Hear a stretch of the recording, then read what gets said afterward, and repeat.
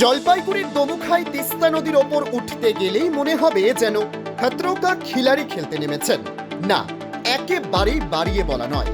ঠিক এই অবস্থাতেই রোজ যাতায়াত করতে হয় বাসিন্দাদের। অর্ধেক সেতু তৈরি হয়েছে, বাকি অর্ধেকটা বাঁশের নরবরে সাঁকো, যা দিয়েই পারাপার করছেন কয়েক হাজার বাসিন্দারা। ফলে জীবনের ঝুঁকি থেকেই যায়। তারা বেশি কিছু নয়, শুধু যাতে সেতুর বাকি কাজটা খুব তাড়াতাড়ি শেষ হয় সেটাই চাইছেন। সবচেয়ে দুর্ভাগ্যজনক বিষয় হলো এই সাঁকো বা সেতু যাই বলুন না কেন, এর ওপর ওঠার জন্য অ্যাপ্রোচ রোড পর্যন্ত নেই। রয়েছে কোনো রকমে দাঁড় করানো বাঁশের রাস্তা। হ্যাঁ, এটাই রাস্তা। তিস্তা নদীর ওপর দমুখা সেতুর পাশে রয়েছে পাঙ্গা সেতু। তবে হলদিবাড়ি ও সংলগ্ন এলাকার সঙ্গে যোগাযোগের জন্য স্থানীয়দের ভরসা এই সেতু। 2015 সালে সেতুটির নির্মাণ কাজ শুরু হলেও অসমাপ্ত অবস্থায় ফেলে রাখা হয়েছে বলে অভিযোগ। বাঁশ দিয়ে গ্রামবাসীরাই নিজেরাই তৈরি করে নেন অ্যাপ্রোচ রোড। তবে বর্ষায় ভেসে যায় সেতুর সংযোগকারী বাঁশের রাস্তা। আর সামনেই বর্ষা, ফলে এই বছরও তাদের নাজেহাল পরিস্থিতির মধ্যে দিয়ে চলাচল করতে হবে, এমনটাই বলছেন সাধারণ মানুষরা। বর্ষায় রীতিমতো বন্ধ হয়ে যায় পারাপার। তখন 7 থেকে 10 কিলোমিটার ঘুর পথে যাতায়াত করতে হয় গ্রামবাসীদের। একাধিকবার বিষয়টি প্রশাসনের নজরে এনেছেন খারিজা বেরুবাড়ি 2 গ্রাম পঞ্চায়েতের প্রধান। তবে গ্রামবাসীদের এই সমস্যার সমাধান করতে না পেরে এবার সরকারের দৃষ্টি আকর্ষণ করছেন। Bureau report, জজবাত 24 Bangla. আমার নাম তারানাথ রায়। আমি খারিজা বেরুবাড়ি 2 গ্রাম পঞ্চায়েতের প্রধান। তো কি এই ব্রিজটা যে অর্ধসমাপ্ত হয়েছিল, দীর্ঘদিন ধরে পড়ে আছে, এই ব্যাপার নিয়ে আমি বিশেষ করে খারিজা বেরুবাড়ি 2-এর দায়িত্ব নেওয়ার পরে বিভিন্ন সংস্থায় এই ব্যাপার নিয়ে আলোচনা করেছিলাম এবং গত 17 তারিখ, এপ্রিলের 17 তারিখে আমি আমাদের বর্তমান যে উত্তরবঙ্গের উন্নয়নমন্ত্রী মাননীয় উদয়ন গুহ, ওনার বাড়িতে গিয়ে এই ব্যাপারটা নিয়ে আমি কথা বলে এসেছি, যে এই ব্রিজের ব্যাপারে, এবং সঙ্গে রাস্তাটা যাতে হয় সেই ব্যাপারে নিয়ে আমি কথা বলেছি। এবং আমাদের ওখানকার যে পঞ্চায়েত সদস্য মাননীয় মুকুল রায় মহাশয়, দিদিকে বলো কর্মসূচিতে, দিদিকে বলো যেখানে আমাদের বলা হয়, ওনাকে অনেকবার এই ব্যাপার নিয়ে কথা বলেছে। আমাদের অঞ্চলের যে এনএস, উনি এ ব্যাপার কতবার সমীক্ষা করে সেটা পাঠিয়েছে।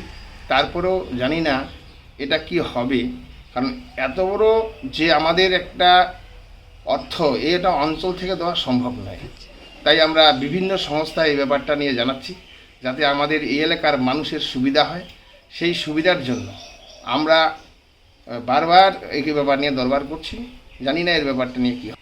এটা যখন আমাদের এমপি মাননীয় বিজয়চন্দ্র বর্মন মহাশয় ছিল, সেই সময় এইটা 26 লক্ষ টাকা অর্থ ব্যয়ে এই ব্রিজটা করেছিল এবং ওনার ইচ্ছা ছিল 2 পাশে যে ফাঁকা হয়ে আছে সেই রাস্তাটা উনি করে দেওয়ার চিন্তাধারা ছিল। কিন্তু পরেই আমাদের নির্বাচন আসার পরে ওনার হেরে গিয়েছিল। তারপরে এই ব্যাপারটা নিয়ে আমাদের বর্তমান যে এমপি মাননীয় জয়ন্ত কুমার রায় মহাশয়, ওনাকে যদিও আমরা এভাবে সরাসরি না বলে থাকি, তবুও সাংবাদিক মাধ্যম এবং এলাকার বিভিন্ন মানুষ এবং ওনার যে সাংগঠনিক যারা এখানে আছেন, তারা প্রত্যেকেই ওনার নলেজে আছে, ওনার নলেজও আছে। আমি অনুরোধ করব এই ব্যাপারটা উনিও যাতে এখানে দৃষ্টি আকর্ষণ করে। আমার নাম হচ্ছে জিয়ারুল হক। কি অসুবিধা হচ্ছে ব্রিজে এই ব্রিজটা যে তৈরি হলো, এই ব্রিজটা এখনও সম্পূর্ণ শেষ হয়নি। এই ব্রিজ থেকে অনেকে সাইকেল নিয়ে পড়ে যায়, কোনো যাতায়াতের খুবই অসুবিধা। এবং এই যে আমাদের যে টমেটো বা এই যে সবজি আমরা করি, এই সবজি নিয়ে আমাদের 5 কিলোমিটার ঘুরে যেতে হয় হলদিবাড়ি। কিন্তু এই রাস্তাটা, ব্রিজটা যদি আমাদের সঠিকভাবে হইতো, তাহলে আমাদের এদিক দিয়ে 1 কিলোমিটার দিয়ে আমরা হলদিবাড়ি যাতায়াত করতে পারি।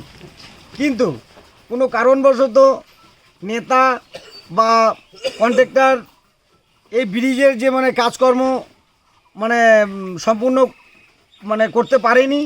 এখন লাস্ট ফিনিশিং আমাদের এই বাসের সাঁকো দিয়ে আমাদের পারাপার করতে হয়। আমাদের নিজেরই ঝাড়ের বাস কেটে আমরা সবাই গ্রামের মানুষ সুন্দরভাবে একটা সাঁকো বানিয়ে আমরা পারাপার করি। কিন্তু এই পারাপার করতে গিয়ে আমাদের অনেক অসুবিধা হয়ে যায়। কেউ সাইকেল নিয়ে আসতে পড়ে যায় বা মাল নিয়ে আসতে মানে কাঁপুনি হয়ে যায়, স্রেফ সাইকেল নিয়ে আসতেই খুব অসুবিধা হয়ে যায়। যার জন্য এটা যাতে অতি তাড়াতাড়ি মানে সরকার যাতে দেখে যে এটা আমাদের যদি ব্রিজটা হয়ে যায় পাঙ্গার ব্রিজটা, তাহলে আমাদের যাতায়াতের সুবিধা হয়। কৃষ্ণগোপাল রায়, বাড়ি শালবাড়ি। তো এখানকার ব্রিজটা অতি শীঘ্র হওয়া দরকার। আমাদের যা অসুবিধা এখানের মোটামুটি এই ব্রিজ হলে পরে 4-5টা জিপি মানুষ এখান থেকে চলাচল করবে বা সুবিধা উপভোগ করবে।